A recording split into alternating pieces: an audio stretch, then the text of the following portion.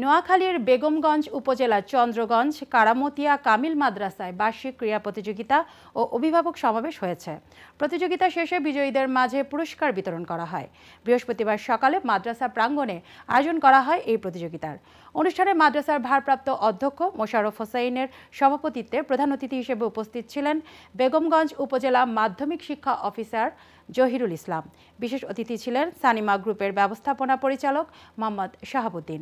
এছাড়া অনুষ্ঠানে আরও উপস্থিত ছিলেন আমান উল্লাপুর ইউনিয়ন পরিষদের চেয়ারম্যান বাহারুল আলম সুমন ও আলাইপুরের সাবেক চেয়ারম্যান মীর জুমলা মিঠু। ক্রীড়া প্রতিযোগিতার বিভিন্ন ইভেন্টে শিক্ষার্থীরা অংশগ্রহণ করে। সমাপনী বক্তব্যে অতিথিরা শিক্ষার্থীদের শারীরিক ও মানসিক বিকাশে খেলাধুলার গুরুত্ব তুলে ধরেন এবং এ ধরনের আয়োজনের প্রশংসা করেন।